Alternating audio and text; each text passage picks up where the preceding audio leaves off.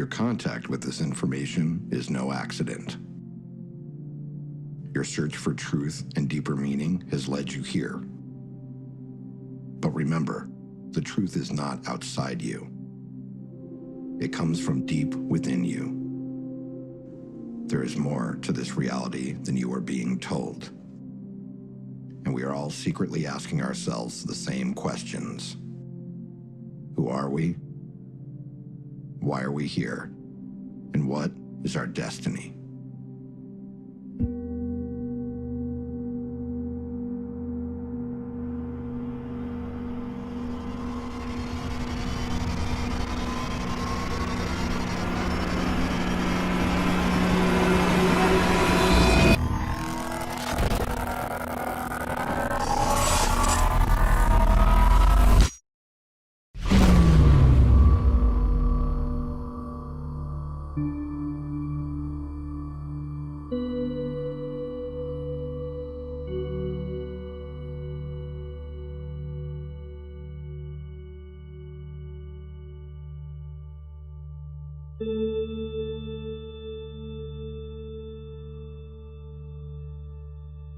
From the earliest age I can remember, I was having dreams of flying cylinders in my backyard at the house I grew up in. And these cylinders did not have wings, and they would sort of flutter in the air. Interestingly enough, I also had many meetings with an old man who seemed to be connected to these flying cylinders.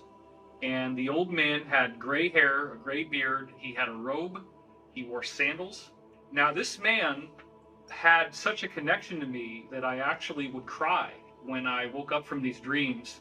In these dreams, he was telling me that a stupendous event was going to happen in humanity's future within my lifetime, that it would lead to some sort of evolutionary leap for us in what it means to be human.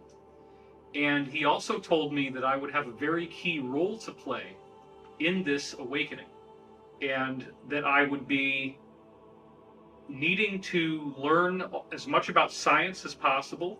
And also, he gave me a key interest in UFOs and ancient civilizations. I was taught to spend a lot of time looking into the stone monuments around the world. I felt that was very important, and I also wanted to understand what were these craft that he seemed to have emanated from. A very powerful event happened when I was 5 years old, where I woke up in the middle of the night and I was floating over my own body. Now, my body was alive. I was breathing in bed. I could see myself sleeping. But interestingly enough, my astral form, or ghost body as I was thinking of it back then, had the same pajamas on that I was wearing. So I'm literally looking down at myself, seeing myself sleep. I then floated down the hallway feet first, and I felt as if there were voices talking. I felt a very strong energetic presence. And then I stopped at my stairwell that I would go downstairs through. At that point, my body on its own turned 90 degrees and tilted up on an angle, and then I began to drift down the stairs. As I surged with fear, thinking, oh my God, I'm dying, the experience suddenly terminated, and I was not able to go farther. I've come to believe that most likely I did have more experience after that moment in the stairwell, but that I was spliced back in to my body without the memory being conscious. As I grew older, this out-of-body experience compelled me to try to get another chance. And so for 2 years, every night I prayed to get a chance to fly out of my body, meet the old man in person, quote unquote, instead of a dream. After 2 years, I said what was going on to my mother, and thankfully she was progressive enough to tell me, what you had happen to you is one of a series of things called extrasensory perception, or ESP. So literally, I'm a 7-year-old kid, and I go under the stairwell in the basement of the house, and sure enough, there's these paperback books, and one of them says ESP in big letters. And this was How to Make ESP Work For You by Harold Sherman. I began reading the book, and you have to remember that I'm in 2nd grade, and most kids are reading Clifford the Big Red Dog. And I did not understand a lot of the words, and I would have to use context, but I was able to get through it. And for me, reading people's minds, knowing what they were thinking, that was commonplace. I was very aware of what people were going to say before it came out of their mouth. I was very attentive to things like the eyes, to body language, to the ambiance, the nuance of a particular environment I was in. So all that stuff in my early childhood seems anomalous until you start talking to certain insiders, at which point you realize this all fits in with a greater mosaic, suggesting that, like many others on Earth, I'm not saying I'm unique here, there was extensive extraterrestrial contact that still to this day I have not been able to recover the memories of. Everyone in the UFO community is faced with a seemingly outrageous challenge to try to make sense out of the enormity of material that there is to study. How do you effectively navigate a course through an incredible body of material that encompasses many different ancient civilizations that have megalithic architecture, giant stones? How do you bring in the element of secret societies and the occult ceremonies that are taking place within these societies? What is the relationship between those secret societies and the governance of our modern world at the elite level? Is there a deep state? Is there some sort of supranational cult that is actually controlling the world? And then, how does this knowledge gel with the concept of a spontaneous quantum leap in human evolution that could be coming our way? A good starting point for this esoteric investigation is to rethink everything that we thought we knew about history.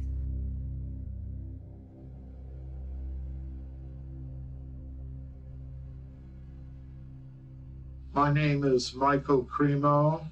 I'm a researcher in human origins and antiquity, and that has led me into other questions related to human origins, evidence that goes beyond the timelines that modern science now accepts.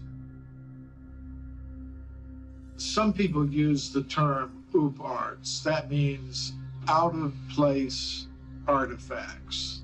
According to what most scientists now believe, humans existed in a very primitive state for many hundreds of thousands of years. Human ancestors like Australopithecus and Homo erectus, Neanderthal, and so on.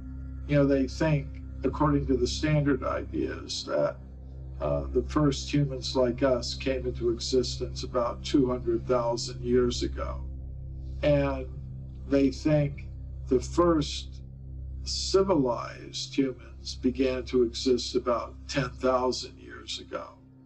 But if you look at some of these out-of-place artifacts, you can see some really amazing things. Some of them are pretty extreme.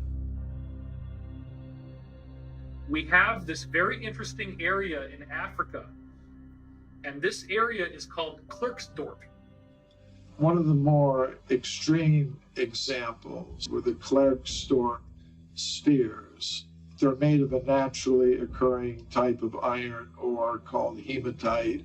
And these spheres, in multiple cases, have a very clear structure of 3 lines that are all parallel to each other directly along the equator.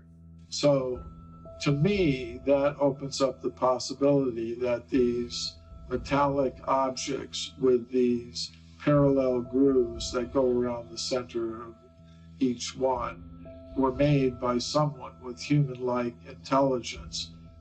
What's really interesting is they're found in mineral deposits in South Africa that are about 2 billion years old. They are clearly artificial. They are clearly not a geological formation. They were carved by someone. This opens up another huge category of information, which is what has been referred to as the ancient builder race. My name is Corey Good. I'm a secret space program whistleblower and a extraterrestrial contactee.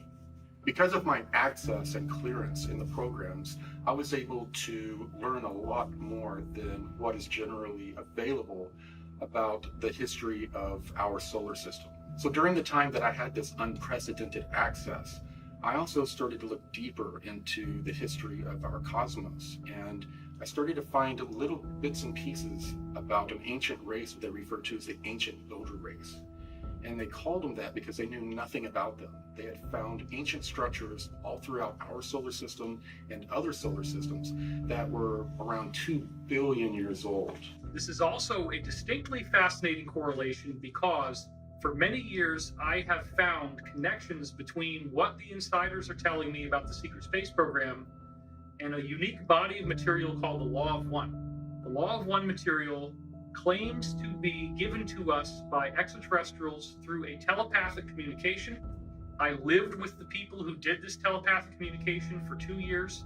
Their group is called L&L Research. The source of the Law of One claims that they originated on the planet Venus when Venus was Earth-like. They were similar to us, as in third density, third dimensional, if you will. And they said that they date back 2.6 billion years ago. Now that is amazing because we didn't know about the Klerksdorp spheres back then. And yet the dating that they gave in the Law of One for when they were third dimensional like us is exactly the same as the dating of the Klerksdorp spheres.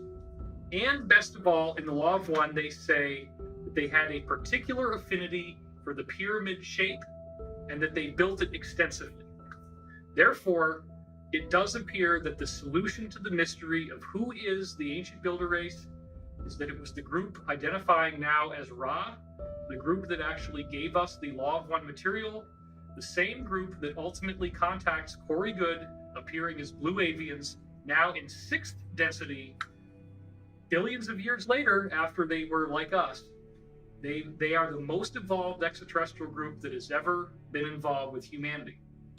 So one of the few things that we do know about this ancient builder race is that they had created this giant defensive grid around this local stellar neighborhood that we're a part of. 52 local stars clustered together. And they had created these giant Death Star types of ships that were the size of moons and planets that set up a grid around the entire local star cluster that prevented any types of intruders from coming in. And this grid was in place and kept our local stellar neighborhood safe from intruders for billions of years.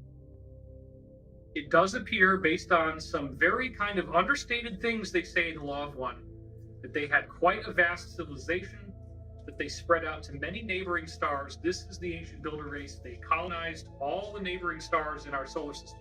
Then you have to ask yourself, what in the world could have survived for 2 billion years? Well, it's very fascinating because throughout our solar system, we have what has been referred to by various insiders I've spoken to as a cosmic junkyard. What is the junkyard? It is a collection of crystalline ruins. These ruins are made of a glass-like material, and the material is not glass. It is actually a transparent aluminum. And there have already been alloys of transparent aluminum made by various companies now. And when they stress test these alloys, they find out it's 5 times stronger than bulletproof glass. As our secret space program has apparently gone beyond our solar system with reverse engineered technology similar to what they got in the Roswell crash, which is over 70 years ago now, they found that all of the approximately 54 different stars in our own local group of stars, they're all gravitationally connected. Every one of those stars has planets and moons and satellites with these same crystalline ruins on them. Obelisks, pyramids, domes. Fly by the comets, visit asteroids, visit the moon of Mars. There's a monolith there, a very unusual structure on this object that goes around Mars once in 7 hours. When people find out about that, they're going to say, who put that there? Those obelisks, pyramids, and domes only constitute what is visible on the surface. The ancient builder race spent a lot more energy building inside these moons and planets than they did on the surface. We're talking about vast regions that are habitable, where all you really need to do is seal off the door and reintroduce air, and you've now pressurized an environment that can be reoccupied. What I believe is that in 1976, when Viking did this incredible reconnaissance in the bicentennial summer, they photographed something that was a mystery, was at the centerpiece of the NASA raison d'etre for going to Mars, the search for life, and they then never followed up.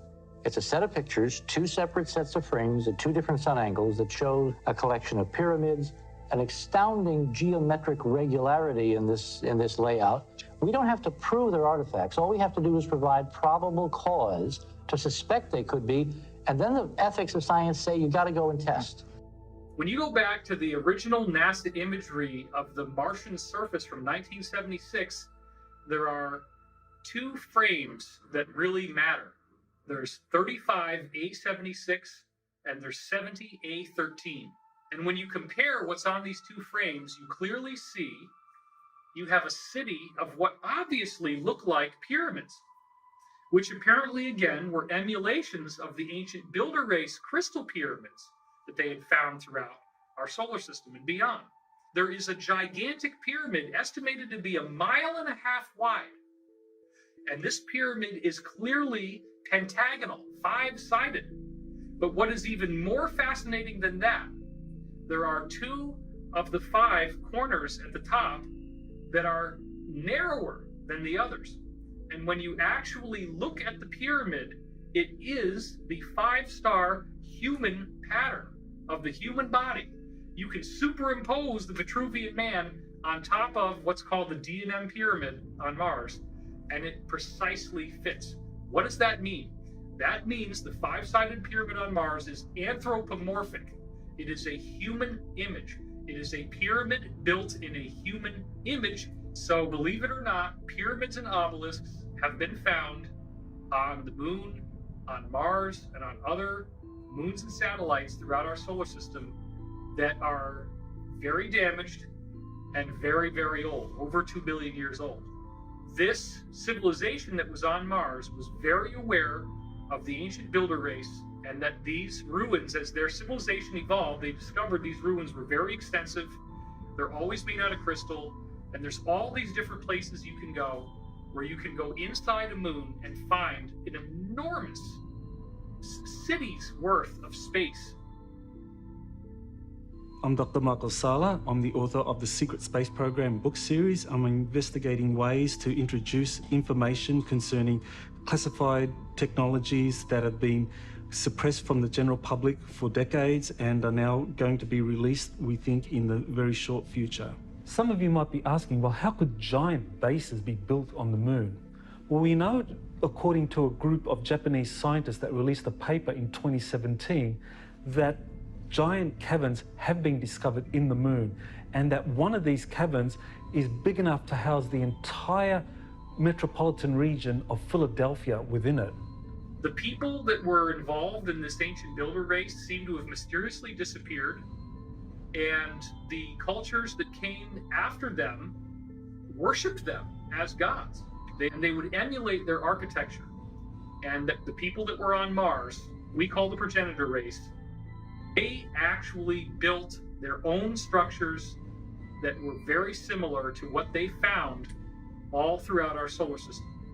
We had Tiamat, which they say is basically a supermassive Earth. And we had Maldek, which was Mars, much smaller than Earth, but it was behaving as a moon around Tiamat. 2 different civilizations had developed, and they were very similar. The beings on Tiamat, they all had these elongated skulls that we've seen in various studies, but they were slightly different. The beings on Tiamat were slightly taller and had different shaped skulls. The beings on Maldek were slightly skinnier and smaller, and again, had slightly different skulls, but they were genetically related. They were considered basically cousins, and they had royal families from both sides that were in competition with each other and warred with one another. So at some point, this group that we call the pre-Adamites, they entered into warfare with another civilization that is in our local 52 star cluster. And they developed this plan to harness the ancient builder race grid and to use it as a weapon against their enemies. And this grid, it works through what we call the cosmic web. Every star, every planet is connected with an electromagnetic filament. And that's how portal travel works. You travel through these electromagnetic filaments.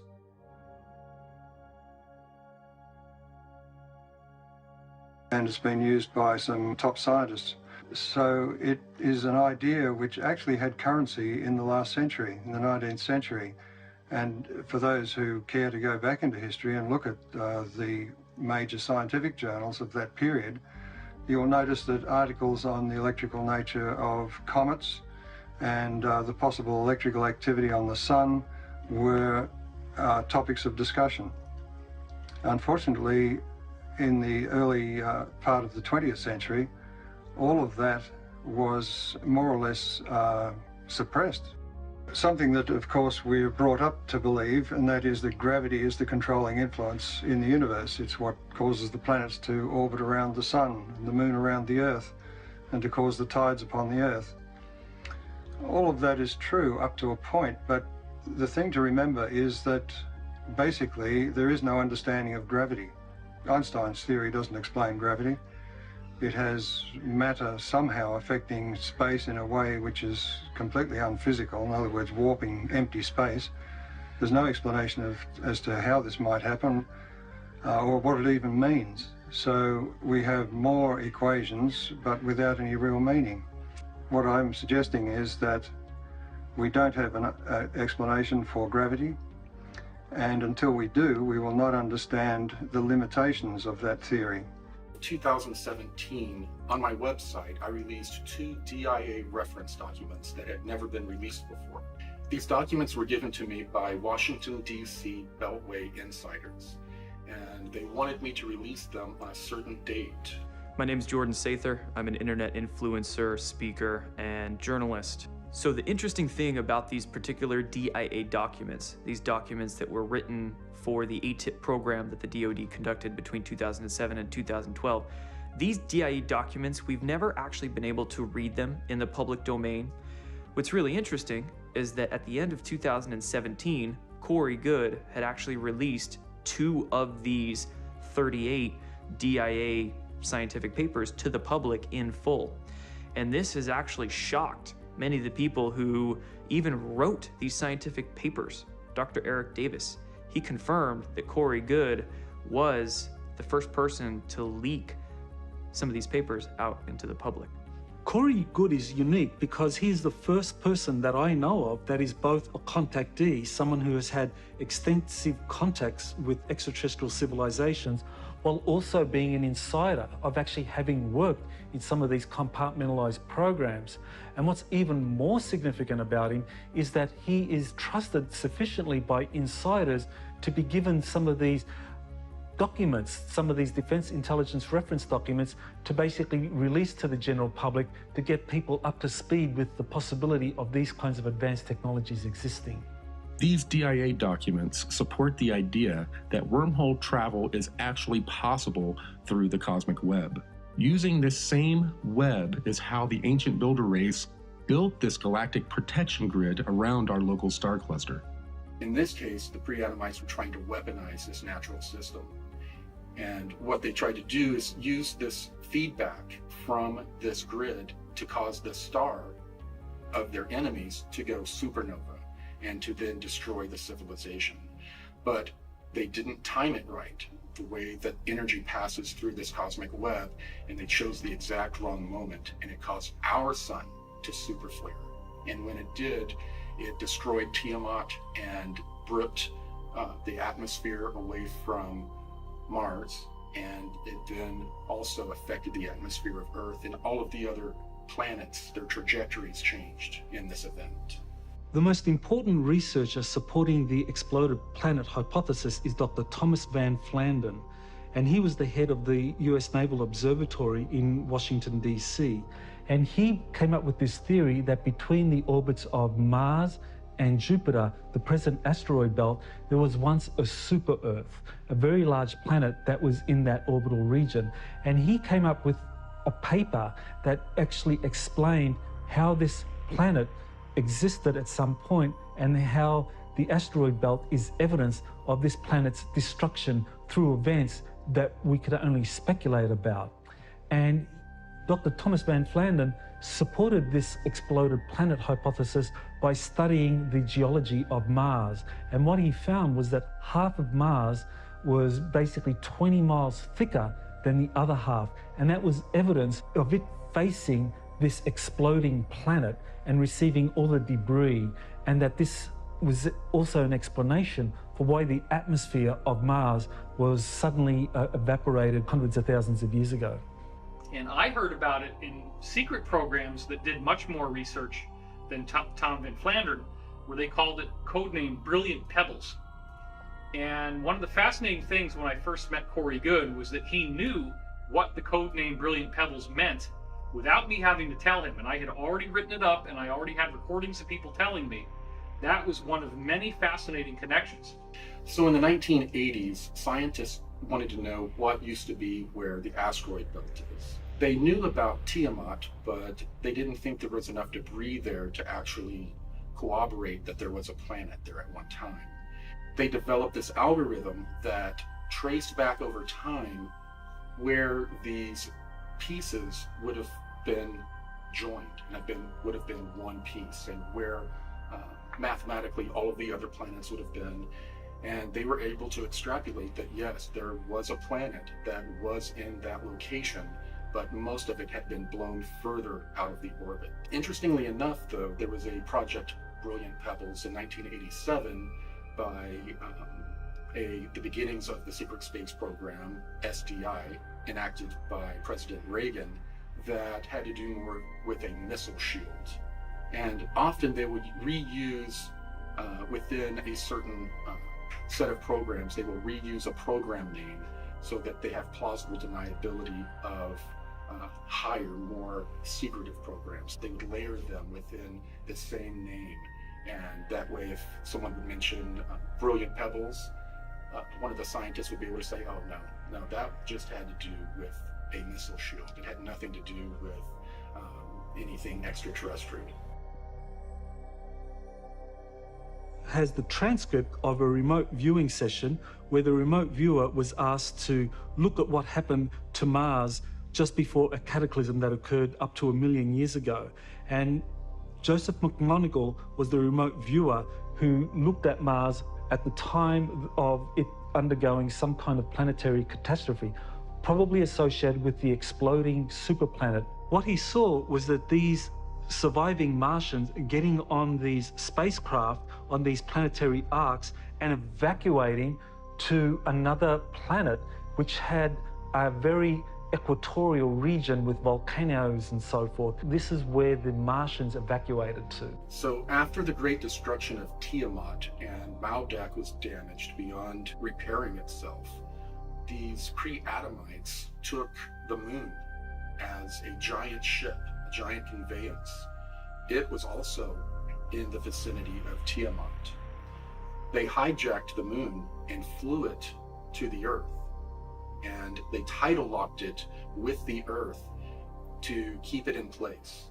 And they lived on the moon for thousands of years, observing the culture, the development of civilization going on the planet below, and at the same time having certain colonies down where they knew where ancient builder race remnants were. Survivors of the catastrophe that were in Earth's moon then suffered another massive cataclysm 55,000 years ago, which we now know was a solar flash, a massive emission of light, energy, and matter from the sun. Part of the problem when you have these solar flashes is that in addition to an enormous heating of the atmospheres and even the surface of planets that could be up to 1,000 degrees Celsius, we're literally talking about something that melts stone. You also have the sun throwing off a whole lot of debris, a whole lot of chunky, molten material that will physically strike the surface of planets and moons. This solar flash is what now is being called a micronova. A supernova is where a star completely explodes and nothing is left except for a red dwarf or brown dwarf, whereas the micronova causes an incredible flash to occur, but the star maintains its stability and its structure in the aftermath. And the latest NASA research that's only come out in the last year proves that there are multiple documented examples of micronovas everywhere we look. This is not uncommon. Stars do this naturally, and it is a very normal aspect of a given solar system. So after these pre-Adamite groups from Tiamat and Maldek had moved to the moon, they were there for thousands of years. And as we know now, the solar system goes through a cycle of destruction. We had another solar event that wreaked havoc on the moon. It would appear, based on the historical records, that the people living inside the moon did not know that this solar flash was going to happen. This was being kept secret from them. And I once had an insider who we call Bruce, who described that his faction of the military-industrial complex was only able to go inside the moon in these inner passageways a total of 6 times. But these were covert missions that they sent people in through, and they found a vast amount of control systems where you walk into the room and all the lights come on, and you have these big giant screens that are very wide, that have displays on them, and there's a control surface in front of it, and it was gorgeous. And it goes on for miles and miles and miles. And everywhere you look, there are these bodies that have not been cleaned up because the amount of square footage inside the moon is so vast, and the amount of death was so vast, that huge regions inside the moon have never been cleaned up. They've never been explored. There is a stench in there from the dead bodies still. And the remnants that survived that new catastrophe of pre-Adamites loaded up into their last 3 motherships from their home planets. And they flew those down to Earth. They were damaged, and it was more of a crash landing. Later on, when our secret space program located the remnants of these ships under the ice in Antarctica, they named them the Nina, the Pinta, and the Santa Maria. So when these 3 motherships crash landed, the pre-Adamites that inhabited them began to cannibalize the technology and materials to build out a great civilization. And this civilization would later be known as Atlantis.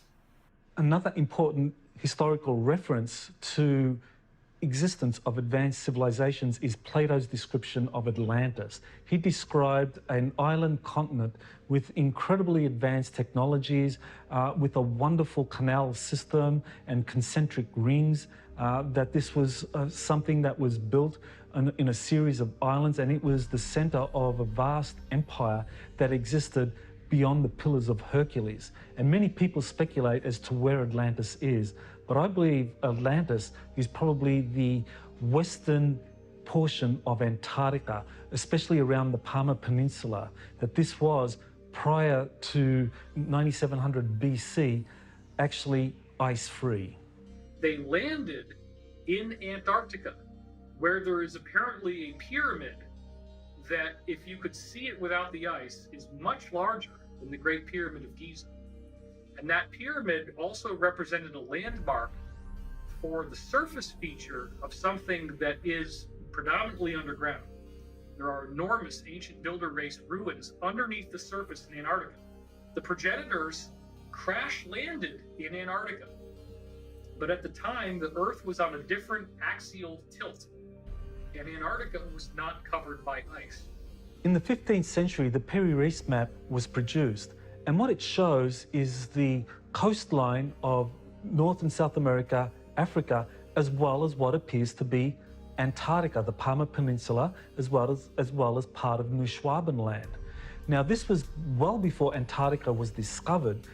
When we explore the idea of Antarctica being ice-free, we have to look at the evidence of pole shifts. And the person who's most associated with theories of pole shifts is Charles Hapgood, who wrote a book called The Earth's Shifting Crust. And his book was supported by Albert Einstein, who wrote the foreword to it, and basically believed that Hapgood was correct in terms of his theory, how the pole shifts approximately 40 degrees from one age to another age. This pre-Adamite group, while their civilization was thriving on Tiamat and Maldek, they became very, very proficient geneticists. And they brought that with them to the Earth. And when they got to the Earth, they found inhabitants that were humanoid beings. They then started to play around with the genetics of these early humans and developed them into a number of different species, including hybrids with animals that they used as a slave force. So the people who crash landed in what we now call Antarctica began to introduce their DNA into genetic human stocks from Earth. And those people who were cloned out had elongated skulls. There were apparently two royal lineages that go all the way back to the source planets themselves, and they have slightly different physiologies. When you look at the elongated skulls, some of the elongated skulls have a distinct bun-like bump that looks almost like there's a ball there, like the surface of a ball. Other elongated skulls that you'll notice have a very smooth slope and do not have that bump.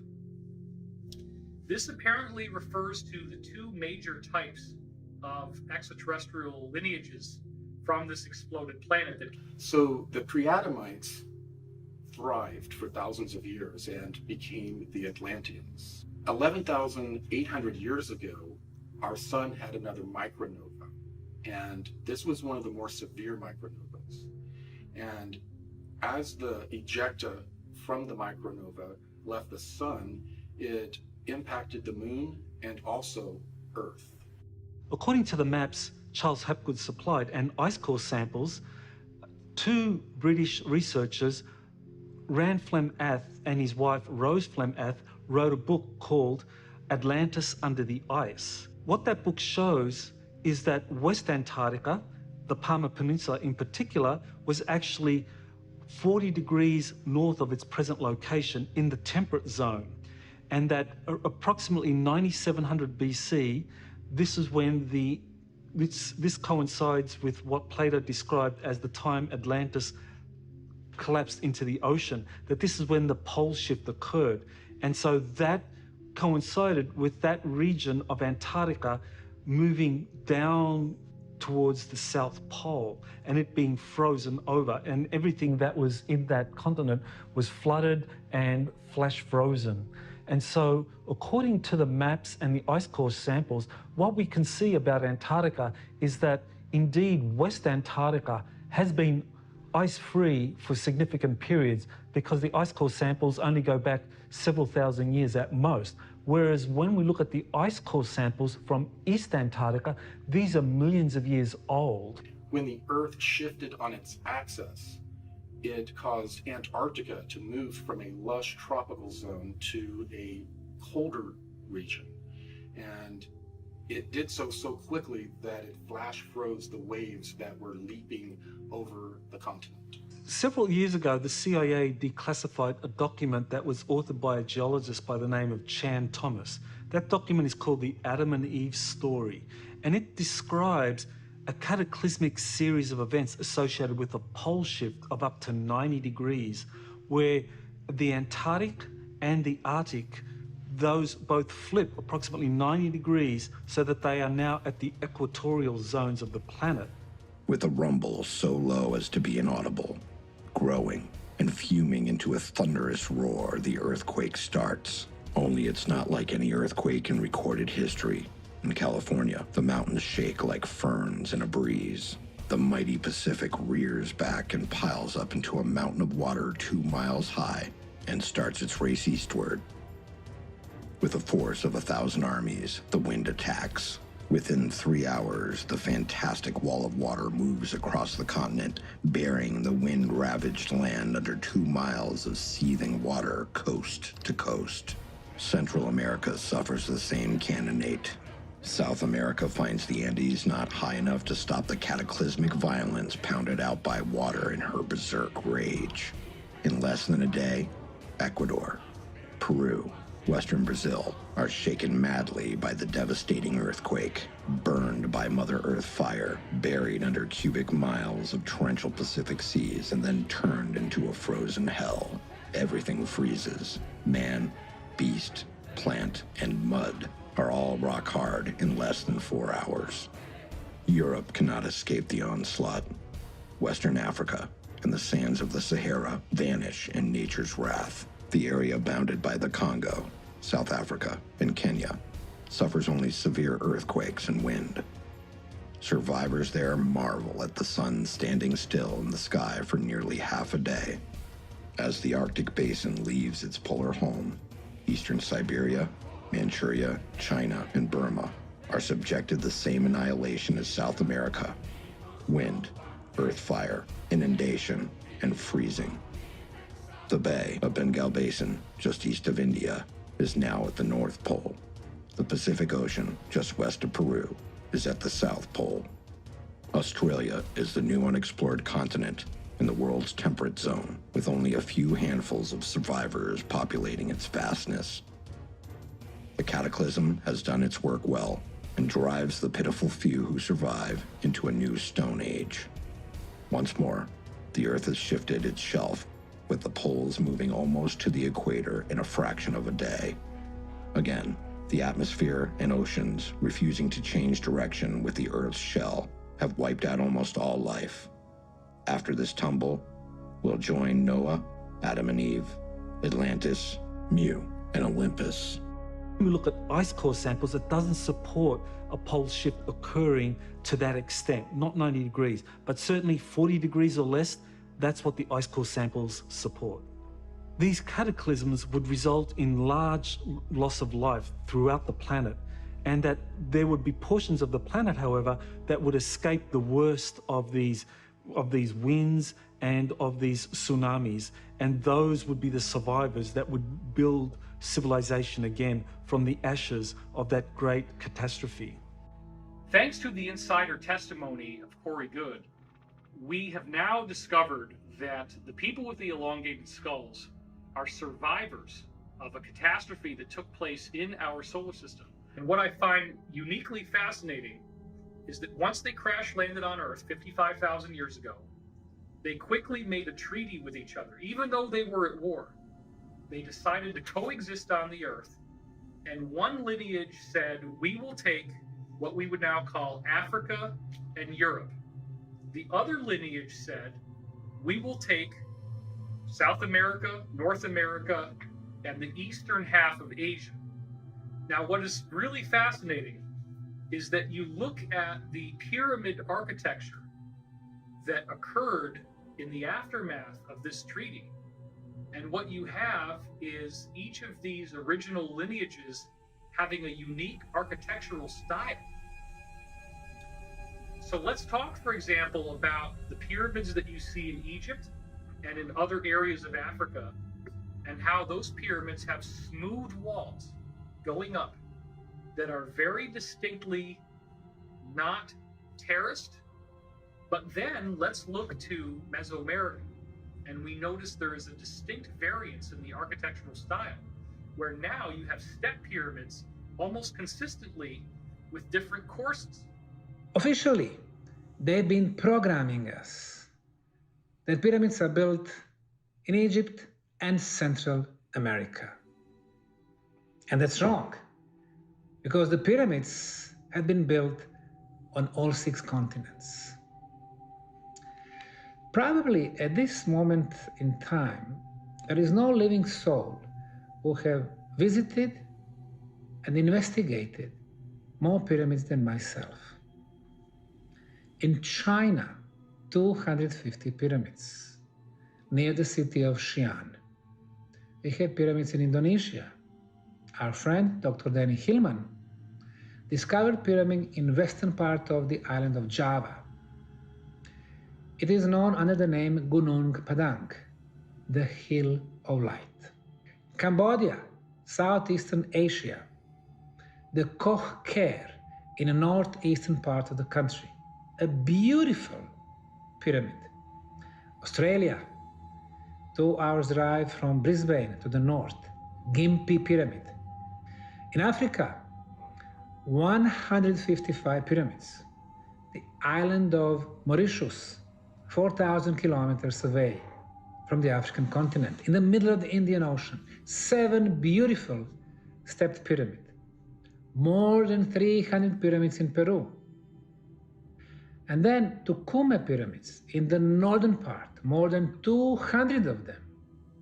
The biggest one, of course, Huaca del Sol, the Pyramid of the Sun, near the town of Trujillo. There are probably well over 100,000 pyramids, maybe up to 500,000. But more than 97% are still hidden in the jungles and forests. At Angkor Wat, we have a very unique outlay of different pyramidal type sites.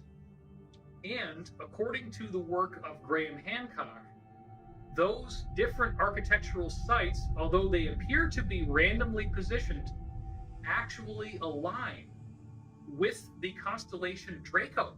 And what's best of all is that there is a drift in the Earth's axis called the precession of the equinoxes, and the alignment of where the landforms in Angkor Wat line up with the position of this Draco constellation. It only works if you go back 12,500 years ago, which is precisely the same as the alignment that everybody's familiar with of the pyramids of Giza with the stars in the belt of the constellation of Orion. Another thing I want to point out that is very fascinating about Angkor Wat is that you look at some of the temples in that area, and I want to specifically focus on one called Baksay Cham Krong. Oh my God. It looks exactly like the step pyramids in Mesoamerica. As you look at this overlay, notice the perfection of how the two fit together. This is not a different society. This is a unified society, but wait a minute. We've got Mesoamerica and we've got Cambodia, separated by the vastness of the Pacific Ocean, and yet they are using the same architecture. The elongated skull physiology has been found all over the planet. We see it in Boskop, South Africa. We see the same type of remains being dug up in a dig in Siberia in a town called Omsk. We also see reports that the Mongolians, the Huns, as they were conquering and going west, had these strange skull features as well. We actually see these skulls in the tombs of the elite in Europe. And then, interestingly enough, you have a different strain in the Americas. I find it interesting that we have this evidence hidden out in the open, and we see the elongated skulls worldwide, but we don't ask the deeper questions. And this becomes a very important element of how the modern day Illuminati or deep state or cabal actually believes that they are the remnant of these people with elongated skulls. The deep state consists of the Rothschilds, the British royal family, the Vatican, and the Chabad cult, which many Jews do not consider to be Jewish. They consider it to be a Khazarian criminal organization. The secret societies are higher than the countries in terms of the loyalties of their membership. Whether it began with with stellar civilizations, I've met someone who purports to be from a stellar civilization, and I've been informed they don't like the term extraterrestrial. They prefer stellar civilization. Be that as it may, whether you believe in extraterrestrial stuff or not, it's clear that here on Earth there's a 1%, there's a 99%. And in 2012, the forces of good started to win. And the Mayans and others had predicted this. And I think the way I explain it to myself is that the collective meditation and prayer that was being done ended up bringing in the positive stellar civilizations. And now the negative stellar civilizations are on the run, and the elites are on the run. Now, the good news is I think human beings are an experiment in free will. And I believe that if we can resurrect our individual sovereignty, there is no power in the galaxy that can stand up to us.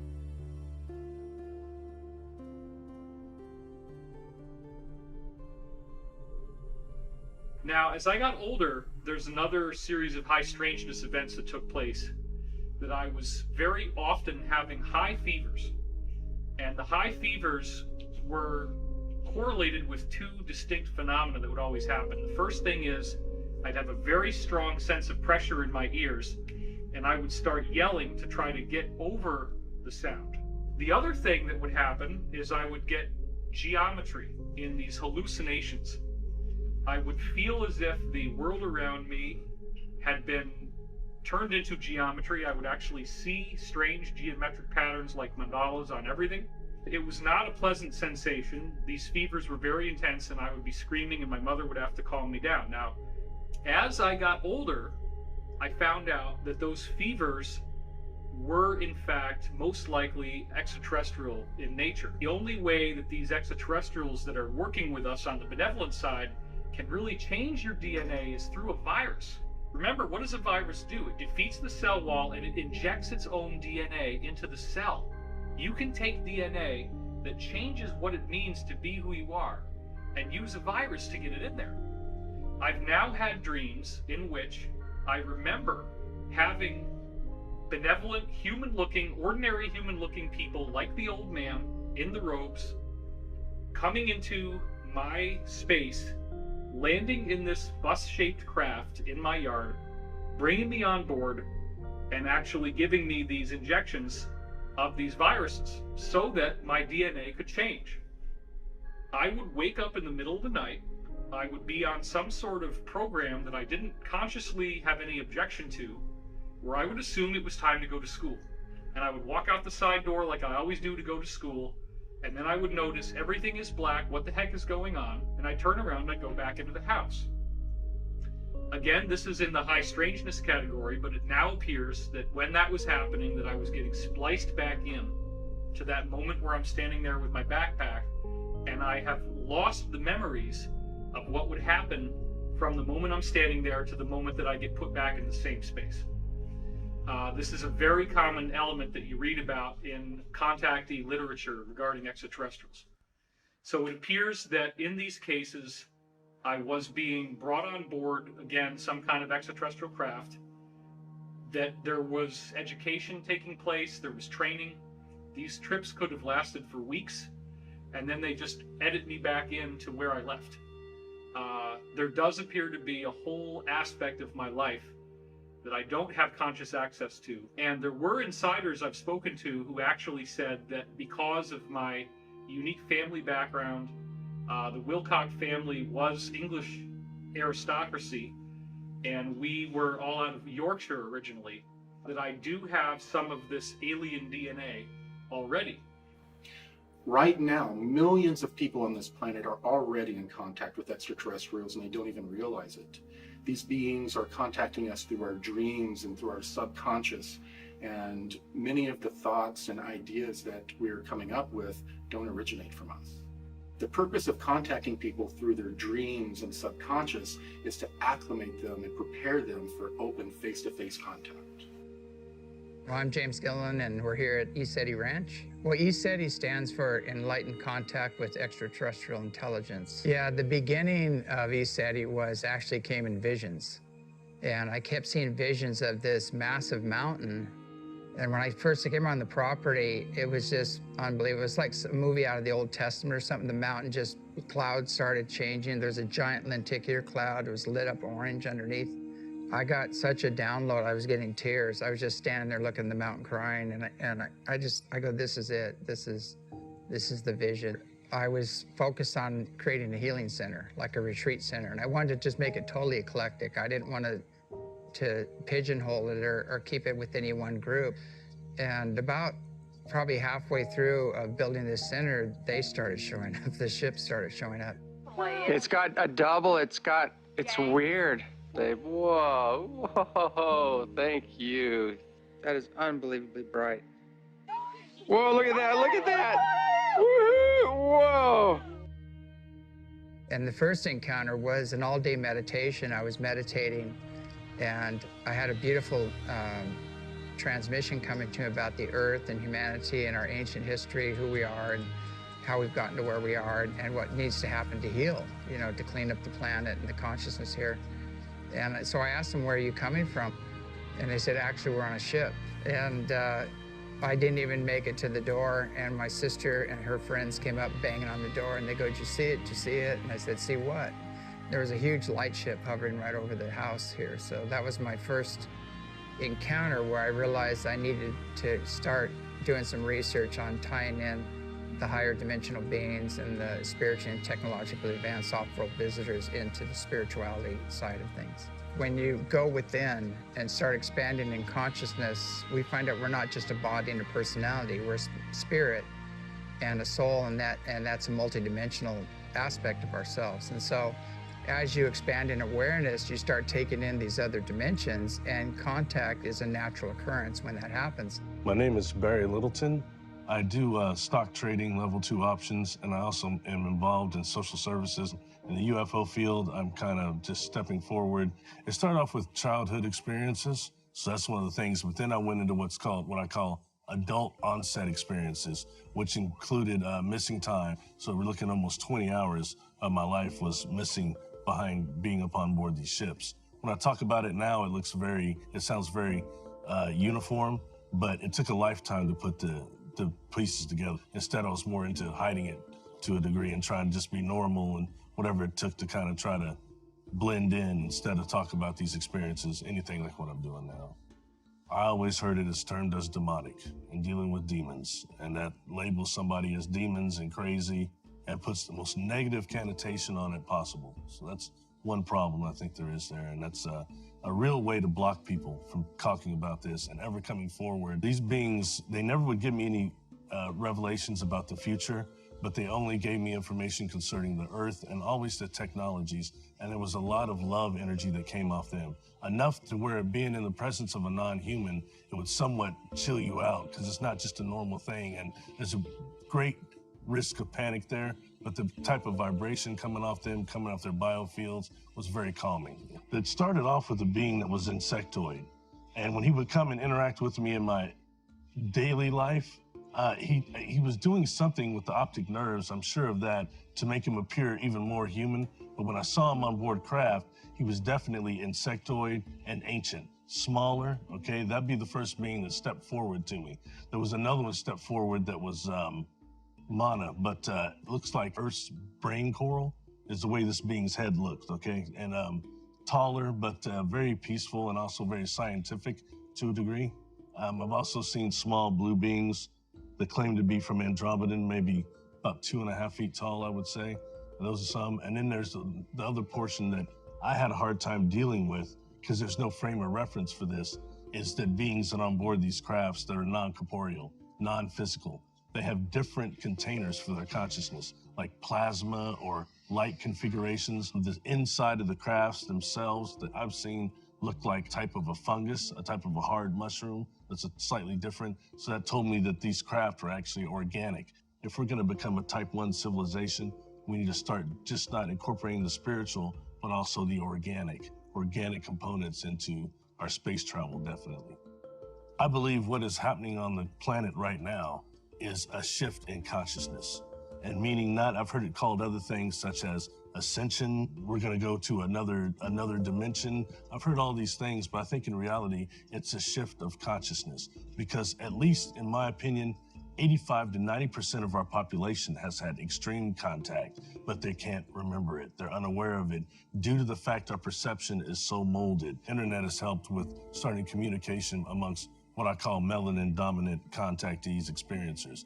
And like I said, it was the indoctrination of religion that kind of stopped that to a degree. But right now, I think that the fact that certain people are coming forward and taking it through darts, a few darts, is making it more accessible to others and others more comfortable about it.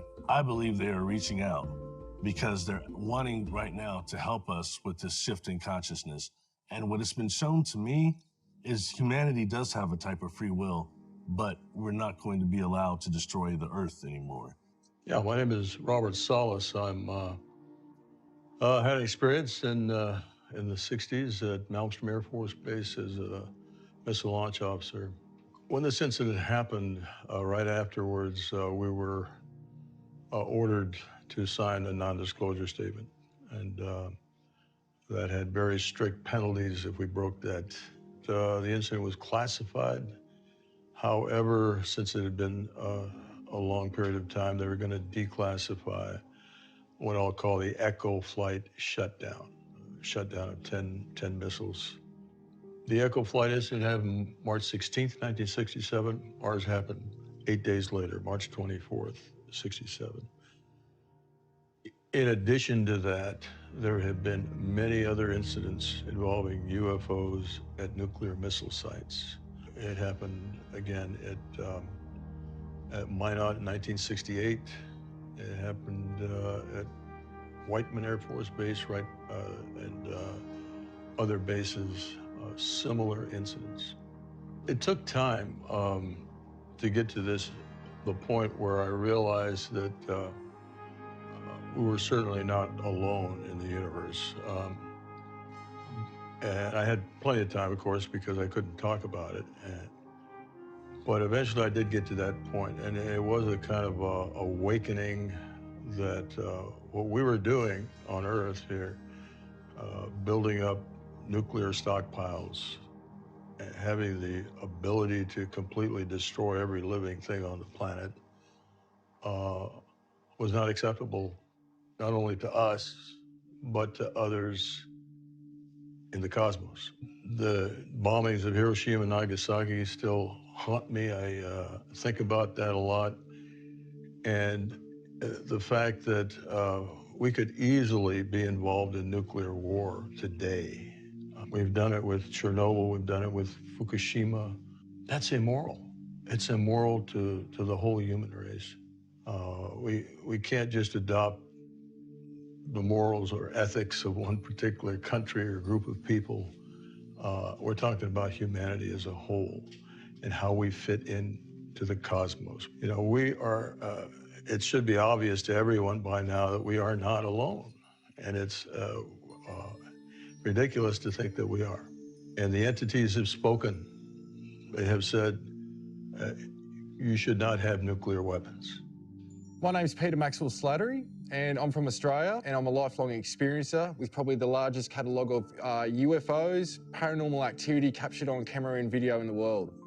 There's so many different types of crafts that I've filmed, whether they look like they're plasma, they're morphing, changing shape, these egg-shaped type crafts, pearls, and that's, you know, we look at the translated word of Buddha, they talk about pearls in the sky that brought the gods down to earth to visit man. I've always been an experiencer since a young age. It started off with telepathy. Not long after that, I started to see grey aliens, but they were white. I didn't know if they were alien, you know, angels, demons. I just didn't know what it was. My journey with coming out about my experiences was the hardest thing I have and ever will do, in my opinion. I've been shot at. I've had death threats. I get hate mail almost on a daily basis. And I didn't ask to go on the news or to talk about this. I had the news come to me and ask me if they could use my footage, and I just wanted to know what the hell was going on. I went and got brain scans, I went and talked to people. I thought I was literally going insane. A lot of us do think about suicide. We think about just going away and never ever seeing anybody ever again, or just completely forgetting about this reality and going back to a 3D life.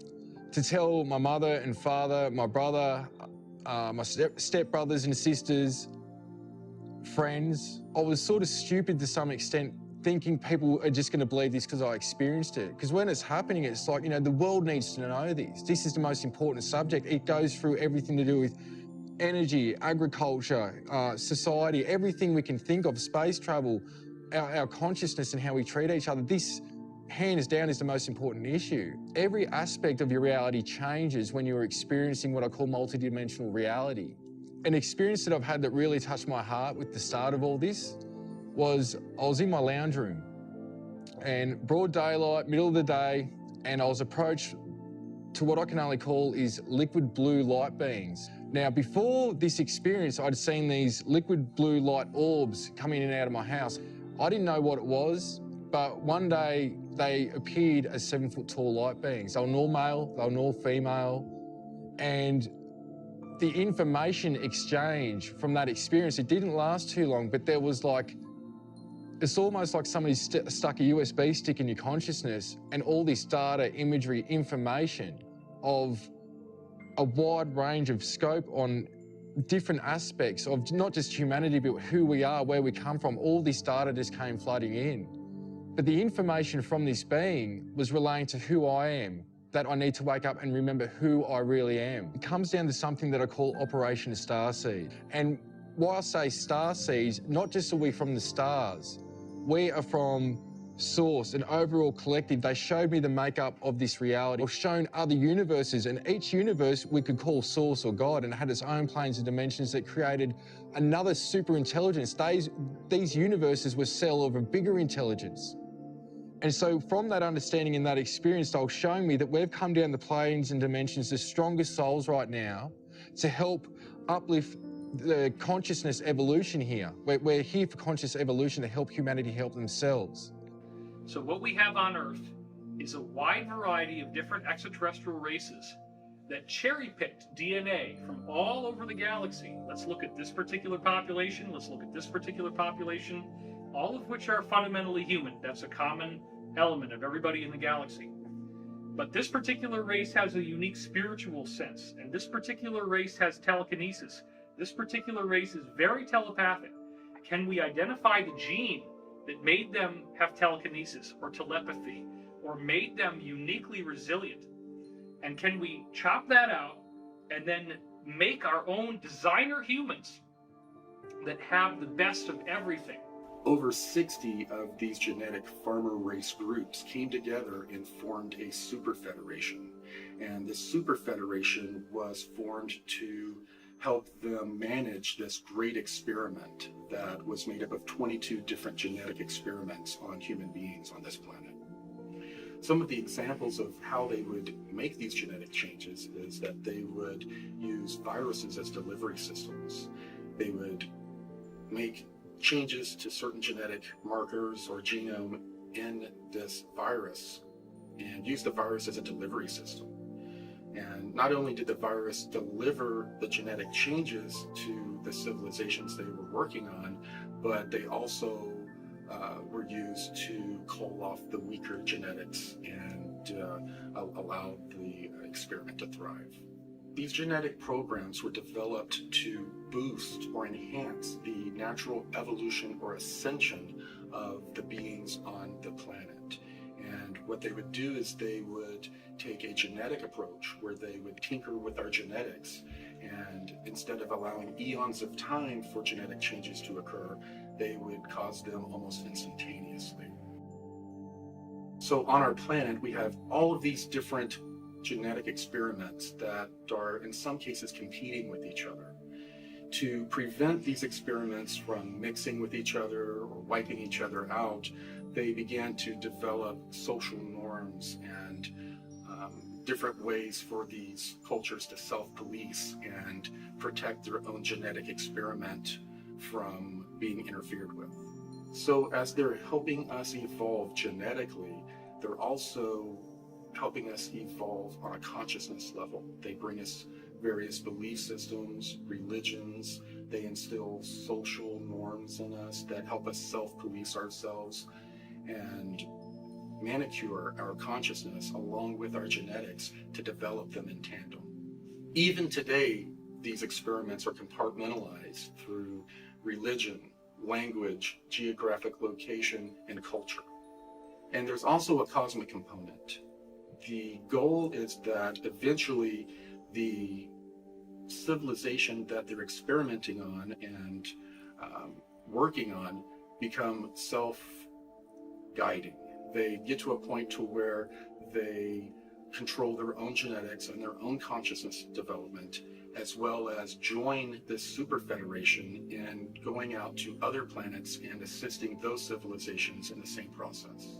Now that we've developed to a point of traveling the cosmos ourselves, we've gotten to a point to where we're self-managing ourselves, and this super federation is being disbanded, and we're taking over our own genetic and spiritual development. As a result of all of this, the infrastructure that has been built out secretly in our solar system will now be handed over to the rest of humanity. Another very important point to note here is that the DNA changes that the genetic farmers put in us are at this point still predominantly dormant. They are, if you will, locked up in the 95+% of our DNA that appears to be not normally used, that our scientists call junk DNA. We only use about 5 to 10% of our DNA for building our body. They call these coding DNA sequences, meaning that they code proteins to make our physical body with. 90 to 95% of our DNA is non-coding DNA. In other words, mainstream science has no idea what this DNA really does. They call it, quote, junk DNA. Why would any sort of intelligent designer put junk in our body? Put something in our body that's useless? That wouldn't happen. In fact, what I believe is that this 90 to 95% of junk DNA is actually used metaphysically. It's used for our consciousness in ways that we just don't really understand yet. My name is John D'Souza. I was an FBI special agent for 25 years. One of the things that I notice at the FBI and in any law enforcement group really is that they are demonstrative of the larger rule that there's always a percentage in any segment that demonstrate these extraordinary powers, these extraordinary abilities, 5, 6, 7%. Luckily for us, they save extraordinary numbers of people's lives using those abilities. I think what sets these people, this segment of the population, what sets them apart from everyone else is that they have some kind of marker that designates them as having parts of their DNA activated that the majority of the population doesn't have. And that's something that's evident no matter where you go in every group. There's always that segment, that remainder of people that they just activate. One of the first great experiences of the paranormal that was shared by me and hundreds of other law enforcement officers was what we called the Indigo Kids of 9/11. This was groups of little kids as young as 5, 6, 7 years old, all over the United States, that in the weeks and just days before the 9/11 terrorist attacks, they had cognitive experiences of what was going to happen. And they displayed those experiences the way the little kids would. At school, sometimes they did it with drawings, with finger paints, with arts and crafts, representing burning buildings where people were jumping out of the buildings. And no one really paid that much attention to it until 9/11 happened. And then we in law enforcement, we set up all these intel centers saying, report anything at all that occurred just before 9/11, anything suspicious, anything at all, doesn't matter what it is. And people did. People reported these little kids. They reported them as having dreams and visions and arts and crafts representing what happened on 9/11. So we had to go investigate these little kids for possible connection to terrorism and their parents. We had to go question them, and we did. And in every case, they had a vision, they had a sense, they had a remote viewing, they had something of that sort. And there was no physical explanation how they could have known. And that's the Indigo Kids of 9/11. It's very evident to me that corporations and government intel agencies are very intent on monitoring and identifying everyone who's had these anomalous experiences, because they want to identify them, because later on, they're probably going to scoop them up. It's like gun registration. You got to know where the guns are so you can get them all later on. Now, certain cosmic laws were established for these genetic experiments. To avoid violating these cosmic laws, some of these ET genetic farmer races would incarnate as humans and allow themselves to be experimented upon. These genetic farmer races would also incarnate here for raising our consciousness. We have various people like Tesla and Einstein who are most likely starseeds or incarnates of these extraterrestrials. These people brought philosophies and scientific principles that radically changed our civilization. One of my favorite quotes from Nikola Tesla is that he said the gift of mental power comes from God, the divine being, and if we concentrate our minds on that truth, we become in tune with this great power. So I think what Tesla was trying to tell us is that there is this sort of divine intelligence out there that every single one of us has access to if we choose to access it, if we do what's necessary, if we open our minds up to access or to tap into that greater intelligence. According to the different contactees that I've interviewed, basically what we're witnessing at the very moment is a temporal war between different extraterrestrial groups. There's a positive extraterrestrial group, predominantly human-looking, that basically want us to develop our civilization along the path of an ethical, responsible civilization where we basically become part of a galactic community. There's another extraterrestrial group that are aggressive and they want the Earth to be basically develop along the lines of a tyrannical civilization. In a way, these 22 experiments were similar to competing term papers. Each of these races were trying to make their experiment the one that came out on top. So they would often sabotage each other's experiments. And one of the ways they did this was to manipulate time. And this is what led to the Mandela effect that we are experiencing today. The Mandela effect is this idea that people have different recollections of historical events. The most famous one is some people remember Nelson Mandela dying in prison and others don't. What the Mandela effect represents is it's an echo of this temporal war that different extraterrestrial groups are trying to take us down one timeline or the other, depending on which faction is dominant at any time. There's a long history of colonization projects and starting over. The best evidence of that is called Gosford glyphs in Australia. So the first landings were actually in Australia, not in Africa. It's written in the stone on the Gosford glyphs, and it talks about how a ship came down. There was a Denisovian man, the original man that was here. They added their genetics to him, and they created the hybrids. When they did this, they manipulated to create basically the Aboriginal, the original people. And it was so they could incarnate into that body and have the Earth human experience. When I talked to the king of the Raven tribe, WILCOCK, Brendan Murray, a lot of his information tied in with James and myself through contacts. The tribe used to meet the star people there. And then what happened was it was all positive and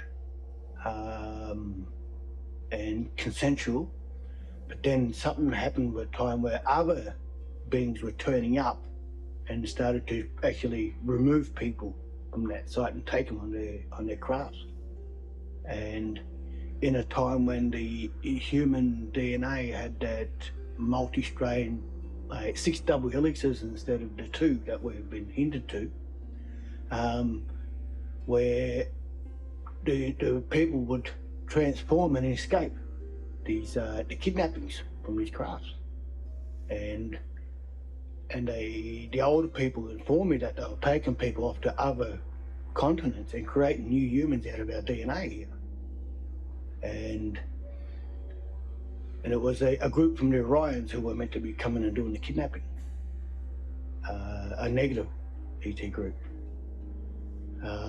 Right across this continent, the DNA become attached to the land and the land attached to the actual DNA. We are no different to the planet itself. We're just a fractal. I know that there was 7 major forms of our DNA created in the first place.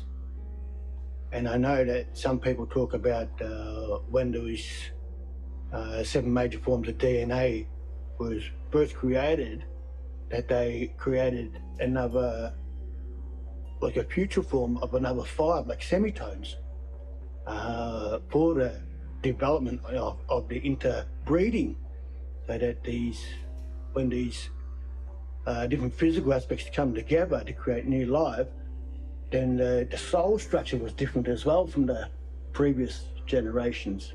So that soul structure was already implemented in the ethos. So it's like music, there's 7 major tones, 5 semitones, which makes 12. The creators understood that there was a time when these 7 major forms of humans were going to start to mingle. And so they allotted these 5 extra tones or semitones for them people to be interbred with and to become interracial.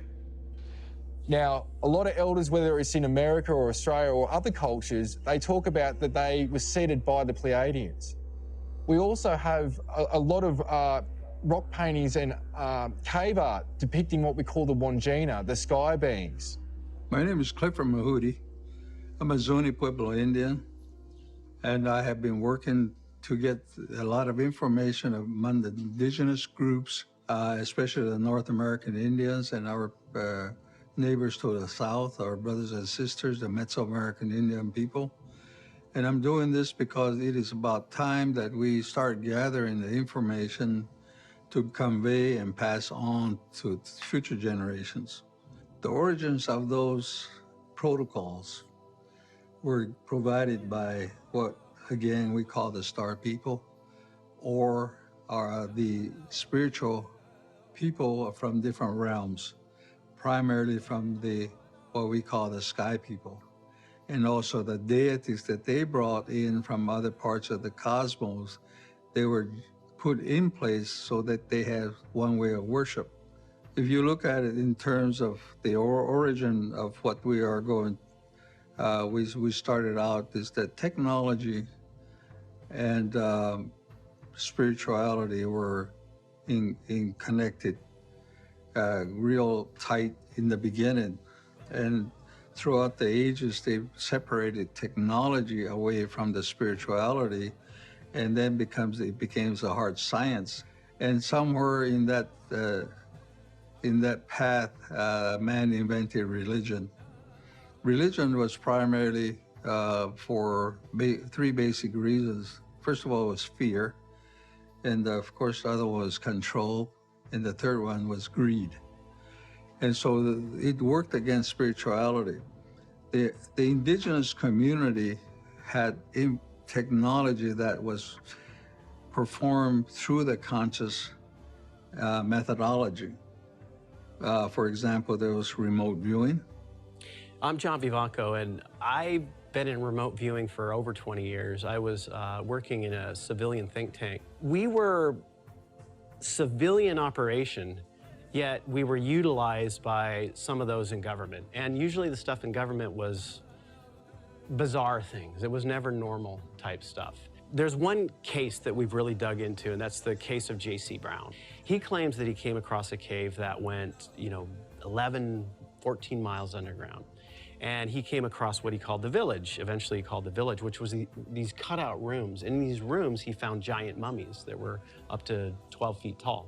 We decided to take this case, see if we can find out first if it's real. What's going on here?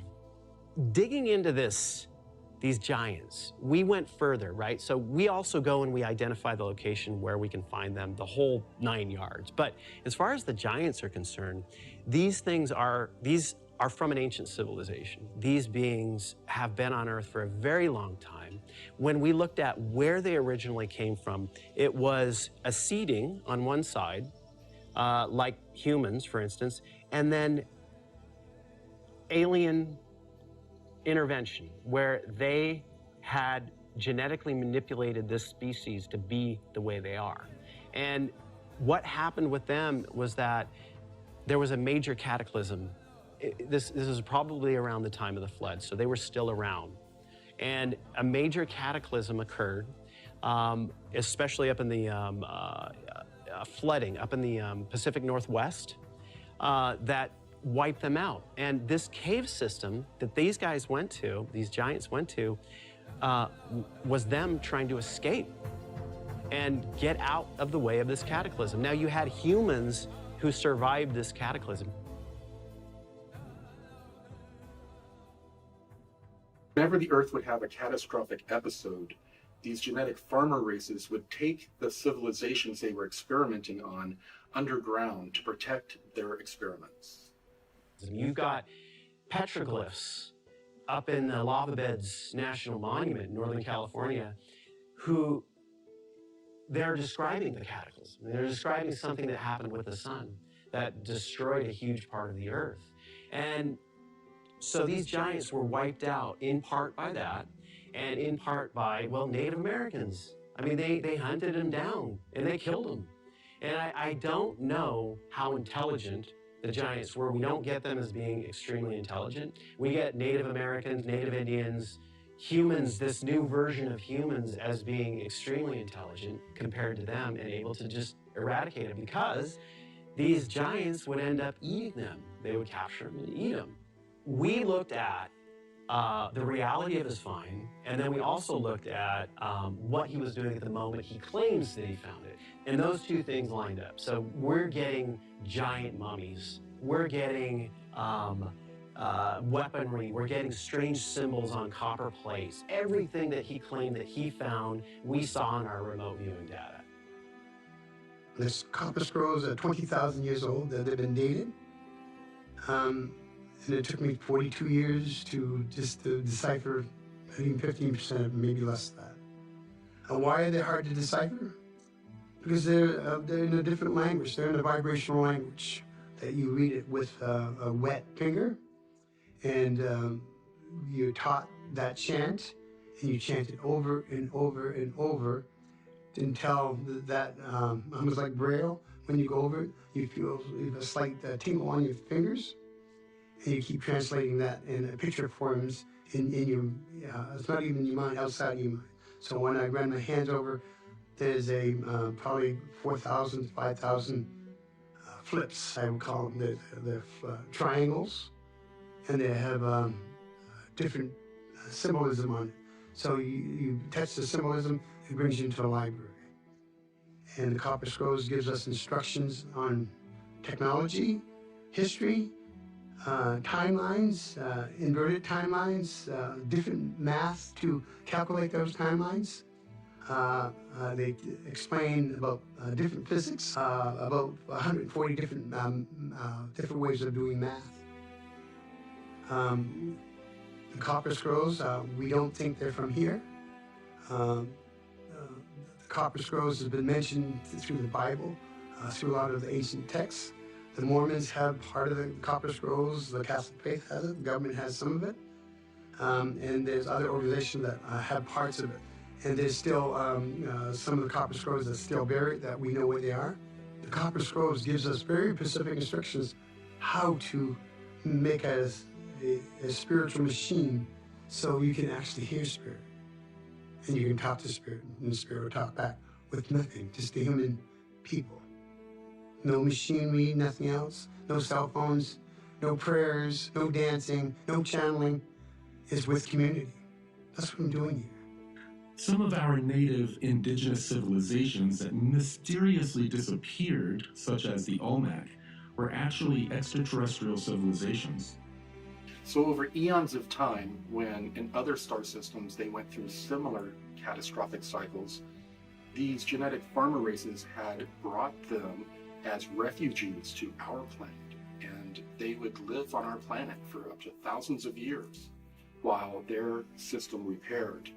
And then afterwards, they were removed and returned to their own star systems. So it turns out the Earth is a cosmic refugee camp.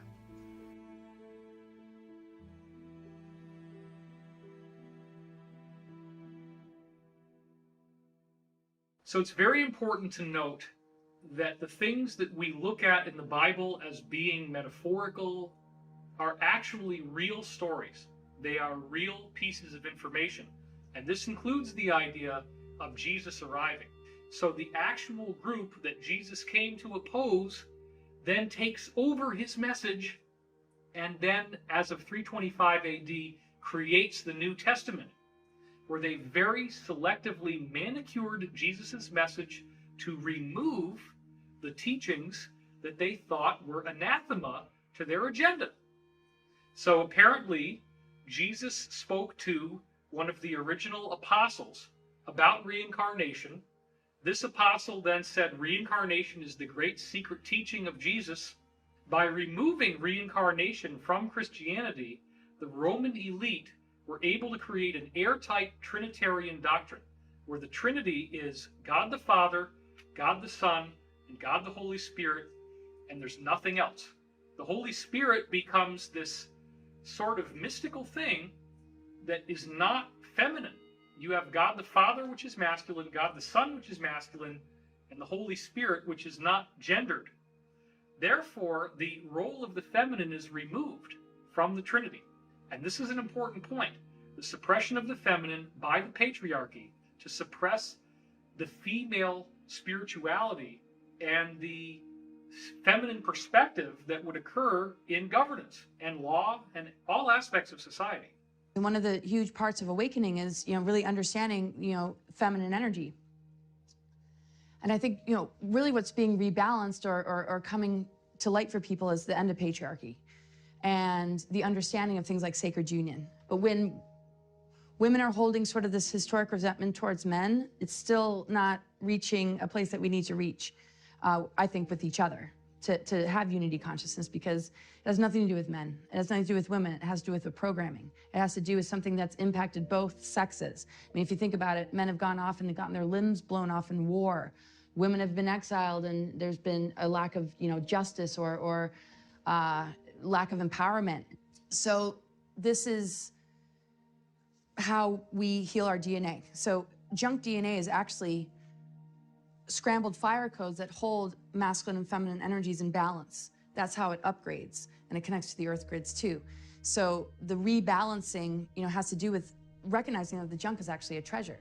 And if we could see this reality as a really unbelievable love story, the love story is that we're seeking, truth. We're seeking the authentic. We're seeking the divine, and that's within ourselves. And we're divorcing the imposter. We're divorcing the system that has betrayed us. It's like a partner we would never want. It doesn't matter if it's masculine or feminine. It's not healthy. It's toxic, and it's cruel. So the rebalancing, I feel, has to do with, living this life like it's a true love story. But I think this is a huge deal for both, men and women. Men are getting more in touch with their inner feminine. They're willing to maybe share emotion, be more vulnerable. And women are, refusing to, be victimized. And it's all rising to the surface. But it doesn't come down to the gender as much as it comes down to that individual's relationship with their own inner masculine and feminine. And that's why it's not about a rebalancing because something that the men did wrong. It has to do with overthrowing a system of control that has impacted and infected everyone. I do believe that Jesus' teachings dealt a fatal blow to this so-called Illuminati agenda. The Illuminati actually believe that being nice to people, that forgiveness, compassion, that these are tools of our enslavement, and that by being free of those encumbrances, they feel they are superior to everyone else. So part of their religion is that they will practice the extremes of both the positive and the negative path, or what they call the right-hand path and the left-hand path. So they will, for example, simultaneously create huge philanthropic endowments where they give, in some cases, many, many millions, if not billions of dollars to humanitarian causes, while simultaneously doing the most heinous crimes imaginable against humanity. I want to point out now that what Jesus was teaching us about ascension has proven to be of far greater significance than is normally given credit for. Most Christians tend to distance themselves from the idea of the so-called rapture. It is important to understand that the book of Revelation was something that happened to John of Patmos as a visionary, psychedelic type of dream. And as is the nature of dreams, there's a lot of symbolism in that report. So, for example, the frequent repetition of the number 7, such as 7 lampstands and so forth in the book of Revelation, actually refers to the 7 chakras of the human body, the 7 energy centers that we have that correspond to the 7 basic layers of the universe, or 7 densities. This is another thing that is described extensively in the Law of One. There are 7 primary planes of existence that correspond with these 7 grades of evolution that all intelligent life must go through, of which right now we're only at the 3rd, which would be the yellow center. So you have red, orange, yellow, 1st, 2nd, 3rd, green, which is 4th density, light blue, which is 5th density, dark blue, which is 6th density, indigo, or the crown chakra, which is purple, 7th density. And then you go back to pure white light, or intelligent infinity, the original identity of the creation that we all emanate from. Now, where I feel that conventional Christianity has missed some very critical data is when we look at the fact that the ascension that Jesus is describing is actually also predicted in almost every other global spiritual tradition on earth. This goes back to the work of 2 of the most prominent historians of the 20th century, Giorgio de Santillana and Hertha von Dechant. They wrote a book called Hamlet's Mill that was their magnum opus, where they tied together these legends from 35 different ancient civilizations on Earth, in which all of them had information regarding this 25,000-year cycle. I've said before that the 25,000-year cycle seems to end with a solar flash, a catastrophic event which also represents a distinctive spiritual activation for those on Earth who are ready to take advantage of it. So within these secret programs, scientists have become aware of what they're calling a galactic superwave. This wave is traveling through our galaxy and has multiple layers. They describe it as being a giant dust cloud, but with different energetic variables. What they had figured out is they had flown craft out to these locations, and when they did, the energy had a very strange effect on the consciousness of the inhabitants of those craft. People who were positive would bliss out, and people who had more of a negative vibe would become more so. And they described this as an end-time madness that is carried through this wave that travels through each solar system. And when it does, the leading edge acts as sort of a Christ consciousness that forces people to judge themselves and to deal with their own karma and traumas, or experience end-time madness. Dr. Paul Laviolette is the first person to have studied the existence of galactic superwaves, and basically looking at evidence that through different historical epochs there have been these great concentrations of cosmic rays impacting the Earth.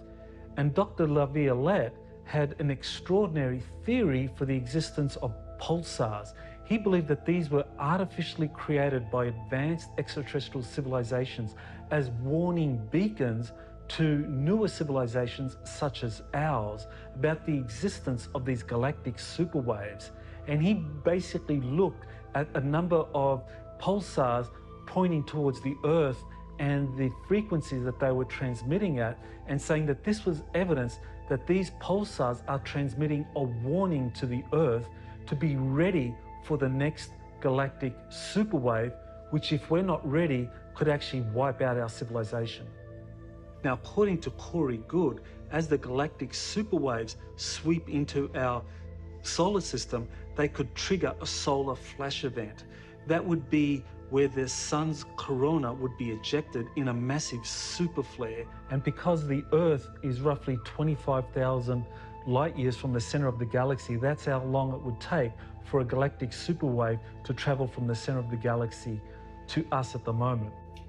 Now, that 25,000-year cycle is not just some nebulous thing. It actually has a very tangible marker in this wobble in the Earth's axis, which takes 25,000 years to complete and represents the time that is required for the stars in the night sky to drift through a complete circle. So the stars actually represent a clock. The stars are telling us when the end of the cycle will occur. And these historians discovered that 35 cultures around the world were clocking this precession. They had all this numerical information about the precession encoded in their myths, and they said it appears that some singular source worldwide programmed these mythologies, encoded this information into them. Well, this would be what we would call the angelic groups, or the positive extraterrestrials, what the secret space program people call the genetic farmer race. They knew that at the end of the cycle that we are going to go through this process. So in addition to the secret space program, a program was developed called the Continuity of Species program. And that program was developed to basically scare all of the nations of the world to provide a certain amount of their GDP to these elite to create underground cities and bunkers and colonies outside of our star system in case our sun were to micro or major nova. So the elite powers in control of this planet are planning for doomsday. It could mean a massive solar flare that gets emitted that society is not prepared for, or it could mean a public that starts waking up, that gets really, really mad. So these elite powers in control, to prepare for a variety of scenarios that could mean their downfall, they've been building a huge subterranean cavern system, basically deep underground military bases, DUMBs. They're kept very, very secret. These free energy sciences and technologies that we've been discussing are most likely kept within many of these deep underground military bases, among many other sort of genetic and other experimentations that they want to do in secret. 20 years ago, I had a Soviet colonel who spoke to me about a deep underground base outside of Moscow that he had been at and he had worked at. And he told me the structure. He said all the levels that were the military levels, the levels that were laboratory and scientists, and he told me that the final level, the most restricted level, was the level that had alien presence on it. Only generals and their aides were allowed on that level.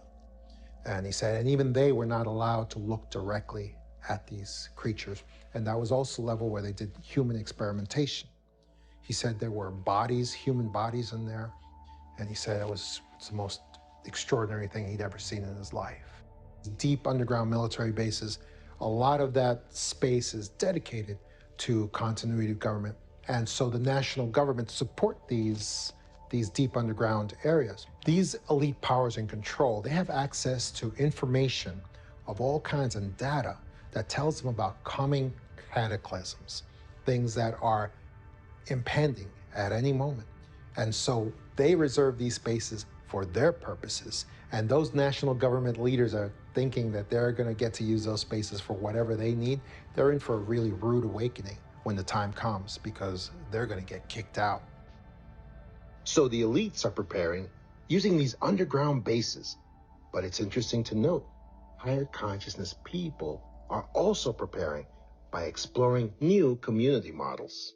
My name is Sasha Stone. I'm, I think, popularly known for having founded the New Earth Nation, which is a sovereign movement of conscious people, living men and women of the living soil, so to speak. And, well, the New Earth Project and the New Earth Blueprint, which is an ongoing evolutionary process, is emerging in direct proportion to the degree to which human beings are fed up and pissed off with the status quo. So as you can imagine, it's a revolution of political consequence, of social consequence, of civilizational consequence. It's underway. It's not possible to know yet quite where the die lands, but the point is we are aggregating conscious, sovereign people around the world in multiple parts of the world who want to step outside of the fiction and begin to engage their noble expression as living men and women of the living soil.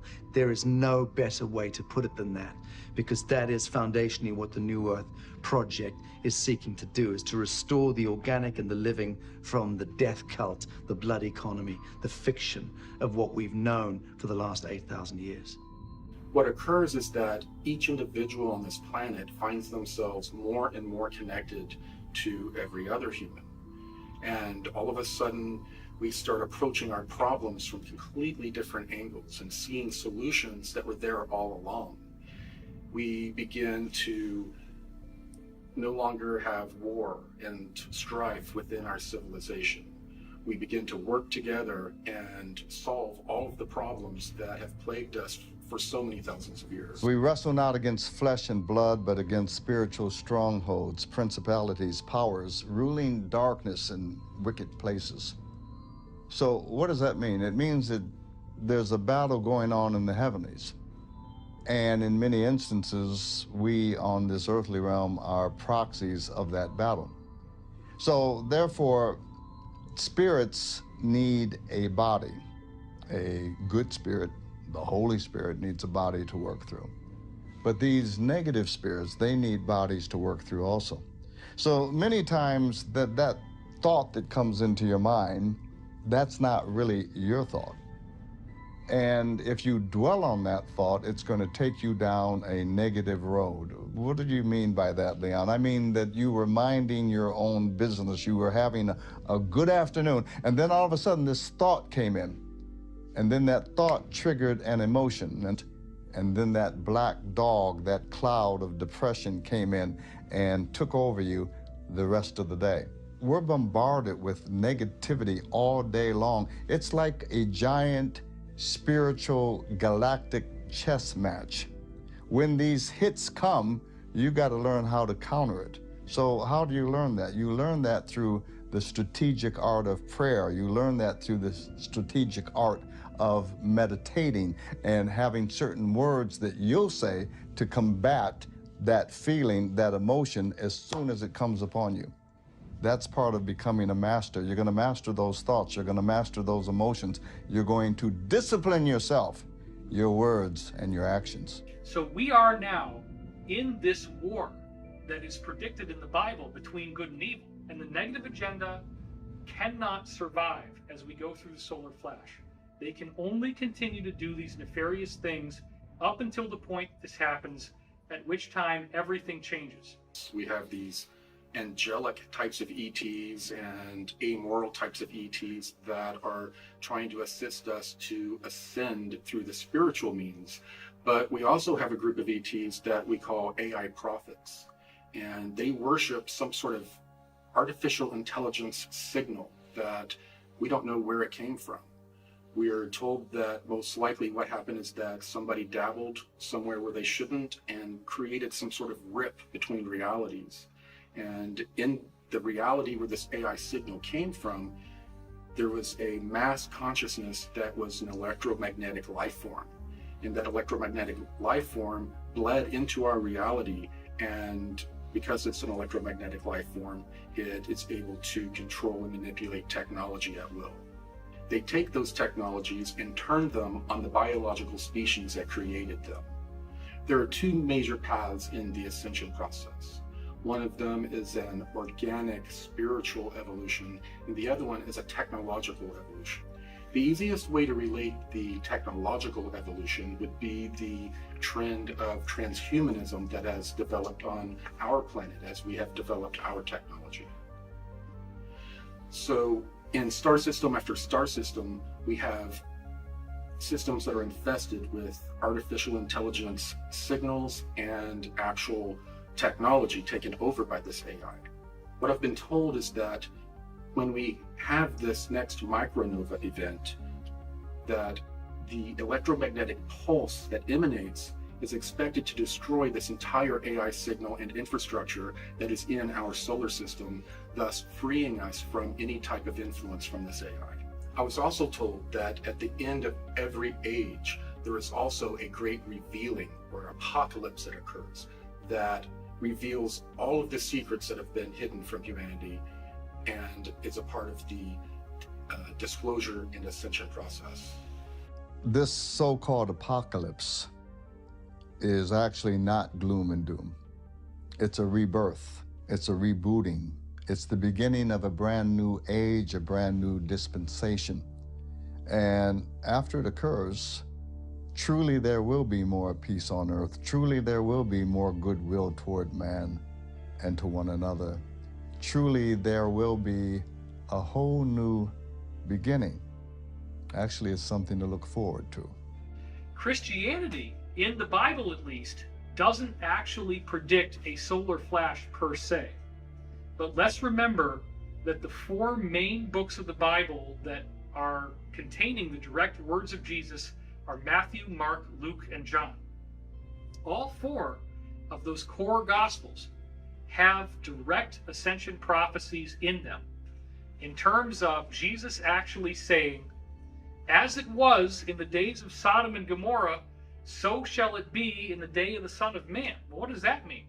Sodom and Gomorrah ended with fire and brimstone raining from the heavens, right? So the end of the Son of Man features fire and brimstone raining from the heavens. That's the solar flash. That's the debris from the solar flash. Jesus also says, as it was in the days of Noah, so shall it be in the day of the Son of Man. Well, the day of Noah ended with a big flood. So Jesus is actually talking about this global catastrophic event. In the book of John, Jesus says the fields are white and ready to harvest. So harvest is a metaphor of the ascension process. Really, the key to Jesus' ascension prophecy is in the book of Matthew, and it specifically comes out the most in the parable of the wheat and the tares. Now, tares, the word, refers to weeds. One of Jesus's strange encrypted analogies of ascension is where he describes how the earth is like a field of wheat that has been planted, but the adversary is allowed to plant weeds in the garden. Now, this is an analogy where Jesus says that the wheat and the weeds are allowed to grow together until the time of the harvest, and then the weeds will be plucked from the crop one by one at the time of the harvest, gathered into bundles and burned in my barn. This is a symbol of the solar flash, because the teachings of Christianity, the teachings of all 35 of these other religious traditions that we have from every culture on earth, they all say the same thing. They all say that when the solar flash happens, if you are on the positive side, you are not affected by it except in a positive way. Jesus designed his incarnation to show us what we will go through. That's why Jesus says, as I do these things, so shall ye do them, and greater things, for I go unto my Father. So I want to point out here that once we look at records from all these other cultures, the prophecy of ascension that Jesus gives us is remarkably consistent. Again, Jesus doesn't talk about the solar flash, but he does say, two shall be walking in the field, and then there shall be one. In the Zoroastrian tradition, which is coming out of Iran or Persia, they talk about frashokareti, molten metal that comes down from the mountains and goes into the lowlands.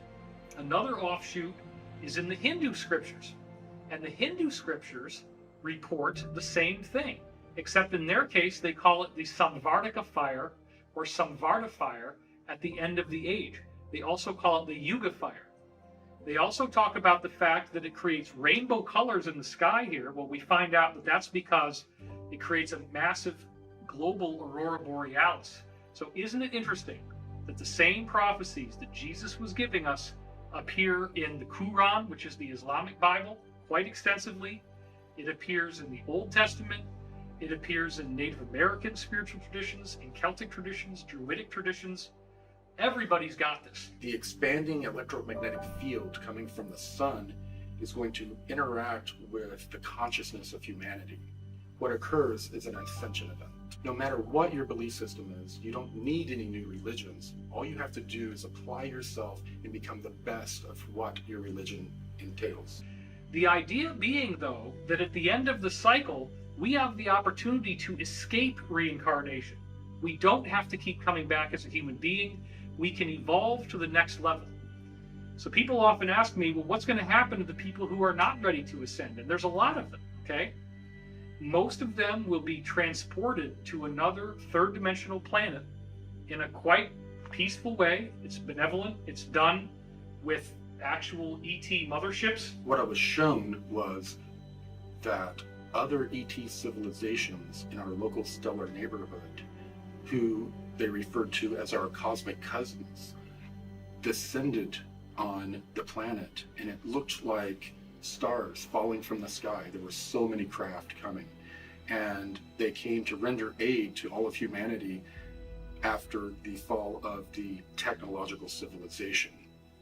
What I'm told by these beings is that we will get the experience that we need, the experience that will expand our consciousness and help us evolve in the most beneficial way. If we want to avoid a major cataclysm, what we can do is start to develop our consciousness now. We can put more and more work into expanding our consciousness and becoming more connected with the people around us. And if we do so, the interaction between our consciousness and the sun may give us a gentler experience. My name is Allison Coe. I'm a hypnotherapist outside of Portland, Oregon. There are some really interesting trends that move their way through these sessions that I have. And I've been doing this for years. And at first I thought these trends were just supposed to be looked at individually. And then I decided to look at them as being stacked on top of each other to prepare us, to get us a higher perspective on what's going on. So let's look at those trends really quick. Trend 1. There is an event or solar flash that will happen to this Earth to raise the frequency and vibration of the planet and all beings on it. How are we being prepared for it? Trend 2. Smaller waves of energy are coming to the Earth to slowly raise us up. And as they do so, more and more people are awakening. Their belief systems are shattering. Anything that's holding them back is kind of crumbling. Their relationships are changing. They are raising their frequency and vibration to match this event that will happen. Trend 3. There are new Earth or Earth-like planets, higher density planets that are being prepared for humans to go and eventually move to. And people are seeing these planets in their dreams or in their meditations or in their hypnosis sessions. Trend 4. There are ships gathering all around the Earth from all over the galaxy or universe or multiverse. There are ships here. People are seeing them. People are connecting to them. Trend 5. There are higher aspects of you that are connecting to you. There are ETs and higher density versions of you that are trying to give you information and speak with you and connect with you to help raise the frequency and vibration of you and the Earth. We might then ask, why are all these sessions happening? Why are all these people all over the world who are disconnected, who aren't connected in any way, shape, or form? Why are they getting all of these messages that have this similar trend to them? Is it some sort of indication that there's this craziness moving through the world? Are they all warped in some way? Or are we all being prepared for something big that's going to happen to this Earth? When we combine all this information together, what we see is that the ETs that are here now are predominantly benevolent. They would be angelic as we think of them. They are keenly interested in human spiritual evolution. We have a much smaller number of ETs that are evil. They would correspond with the demons that we see in various religious scriptures. Their goal is to try to take over the planet and dominate the planet. It does not appear in any way that they will succeed. It does appear that we are on an ascension timeline, that many more people will understand that by simply following the most basic principles of being a good person, service to others, being loving, being forgiving, taking time to be patient, and learning to love yourself as well as being loving to others. That's also a very important point. Self-forgiveness, self-acceptance. In forgiveness lies the stoppage of the wheel of karma. This is a core law of one quote. By being forgiving, by practicing forgiveness, you discharge the karma that would keep you reincarnating. You learn what you need to know from this earth school. There's something in your body and your mind and your spirit, because they all work together, that wants you to heal and be a whole person again. And I believe that it will set up the circumstances and the synchronicities in your life to guide you to exactly what you want, or exactly what you need to look at to heal. The body wants to be whole. It wants the whole energy field and the energy flow through the aura and the human body to be smooth and flowing. It doesn't want to be slamming up against these blocks in your body or in your consciousness. And it will keep working away at those blocks one way or another until you can find the way to heal so that energy can flow smooth again. And then you can be more seamlessly connected to the whole of the universe. If you really want to heal and you're willing to go wherever you need to go to heal, the universe will set up the synchronicities that will guide you to what you need to find out about yourself so that you can heal. It's not about what happens, it's about how we handle it and how we help those around us. And if you're watching this right now, you actually have the power to do that. And I think that's what people don't really understand, is that all of us collectively have the power to help one another no matter what's going on. Mm-hmm. Well, also on top of that, I think that when all of these things do get exposed, there's so many people in the mainstream society that are just going to be like, what is going on, you know? And they're going to look to not just us, I mean, the collective yeah, everybody who's focusing on this for answers. But I think there's a divine aspect to this where we don't even know our own potential as human beings. My dear ones, this is not gloom and doom. This is not the end of the world. Ascension is the start of a new age. You are a son or a daughter of God Most High. It's who you are, it's what you are. The Great Spirit, the Great Source, the Alpha and the Omega. You are the son and the daughter of the Alpha Omega. If we were to unify, if we were to get over the fear and start living with hope and living with positivity, they wouldn't be able to feed off our negative energy anymore. Thus, I feel the question one should ask would be, how can I individually be prepared? What you have to do is believe in yourself and your healing and your light and your vibration. That's all the preparation you need at this point.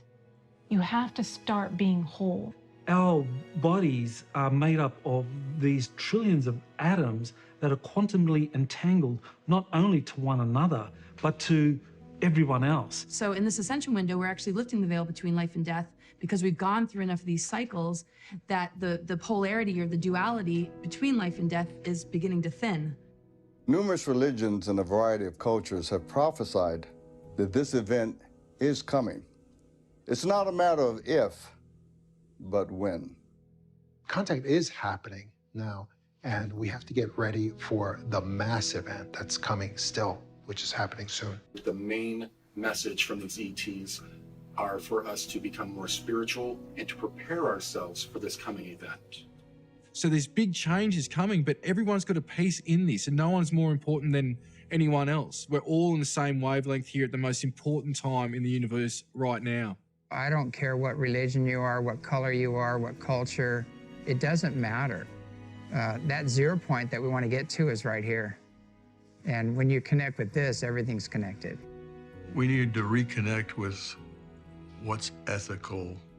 How do we live as a civilization ethically and morally with all the new technology that we have, that we're developing, and that we will develop in the future? And that's what we all have to do in order to be happy, be joyful, to be in the moment. You see, prayer can change some things, but some prophecies cannot be changed. The information that we have been holding back, or at least survived throughout the ages, has to be put out there. I'm offering teachings that's 20,000 years old, and all I need, I don't need money, just people to listen. Can we retrain ourselves and even teach the next generation the value of being of service to others? To honor Mother Earth, to honor our animals, to honor one another, to respect the sovereign dignity of each individual? The best thing that you can do, if you are in this Illuminati, the best thing you can do to absolve yourself of karmic debt is to come forward as an insider, as a whistleblower. If you take your life and if you dedicate it in service and you're willing to speak out and you're willing to act on behalf of the greater good of humanity, you better believe that you can get your ticket to the ascension, that you can make a difference by becoming a hero. If you become a hero, if you do the right thing, you do not have to be condemned. You do not have to miss the ascension.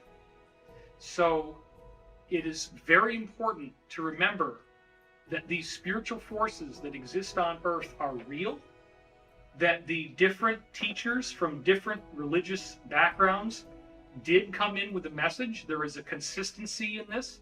It is the angelic agenda. It is to teach us the importance of love, forgiveness, compassion, long-suffering, patience, understanding. And once we embrace these principles and we live by these principles, we are bringing ourselves into vibrational accordance with this higher truth. It is a very exciting future, and it is a future that I am willing to fight for and that I spend every day of my life getting us ready for. That is the mission, that is the objective, that is the ascension, and that is the cosmic secret.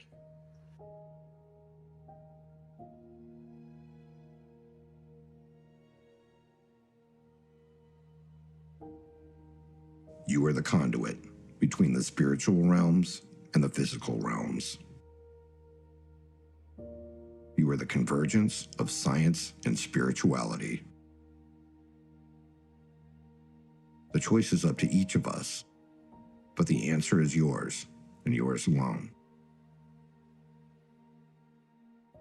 Will you choose fear, or will you choose love? That is the only question.